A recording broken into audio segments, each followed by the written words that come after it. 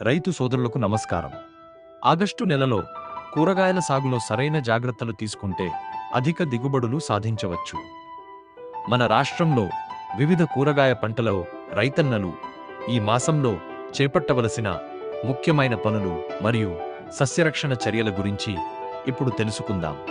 ముందుగా క్యాబేజీ మరియు కాలీఫ్లవర్ పంటల విషయానికి వస్తే, మధ్యకాలిక రకాలకు చెందిన ఈ పంటల నారును పోసుకోవడానికి ఆగస్టు మాసం అత్యంత అనువైన సమయం.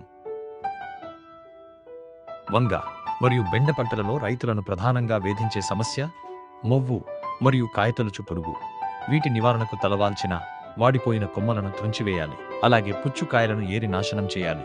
ఆ తరువాత స్థానిక ఉద్యానాధికారి సిఫారసు మేరకు సమగ్ర సస్యరక్షణ చర్యలు చేపట్టాలి.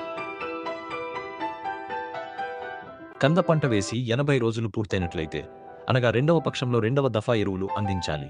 ఎకరానికి 33 కిలోల నత్రజని, 33 కిలోల పొటాష్ అందేలా, అంటే 72 కిలోల యూరియా, 55 కిలోల మ్యూరేట్ ఆఫ్ పొటాష్ వేసుకోవాలి.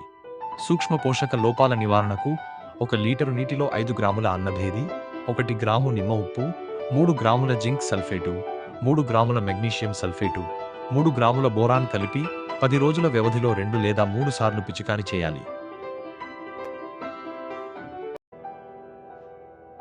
ఉల్లి రైతులు ఖరీఫ్ సీజన్కు సంబంధించి ఆగస్టు మొదటి 15 రోజుల్లో నాటుకుంటే మంచి దిగుబడులు వస్తాయి. పొలంలో 30 సెంటీమీటర్ల ఎడంలో బోదెలు చేసి, బోదెకు 2 వైపులా 10 సెంటీమీటర్ల ఎడంలో నాటుకోవాలి.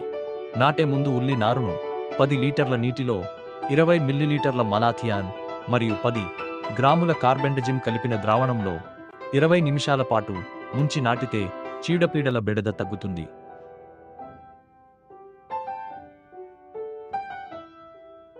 చివరగా మునగ సాగు. వార్షిక మునగ రకాలను ఈ నెలలోనే విత్తుకోవాలి. ఎకరానికి 250 గ్రాముల గింజలు అవసరమవుతాయి. వీటిని నేరుగా పొలంలో గాని లేదా పాలిథీన్ సంచులలో గాని విత్తుకోవచ్చు. గింజలు మొలకెత్తడానికి 10 నుండి 15 రోజుల సమయం పడుతుంది. సంచులలో విత్తినవి 35 నుండి 40 రోజుల తర్వాత లేదా 15 నుండి 20 సెంటీమీటర్ల ఎత్తు పెరిగిన తర్వాత పొలంలో నాటుకోవాలి. ఇక బహువార్షిక రకాల విషయానికి వస్తే, 90 నుండి 100 సెంటీమీటర్ల పొడవు, 5 నుండి 8 సెంటీమీటర్ల మందం గల కొమ్మ కత్తిరింపుల ద్వారా వీటిని నాటుకోవచ్చు. ఎకరానికి 160 కొమ్మ ముక్కలు అవసరం అవుతాయి. ఈ సూచనలు ఎప్పటికప్పుడు పాటిస్తూ ఆగస్టు మాసంలో మీ వ్యవసాయ పనులను ప్రణాళికాబద్ధంగా చేసుకుంటారని ఆశిస్తున్నాను. అలాగే ఈ సమాచారాన్ని తోటి రైతులతో పంచుకోగలరు. ధన్యవాదములు.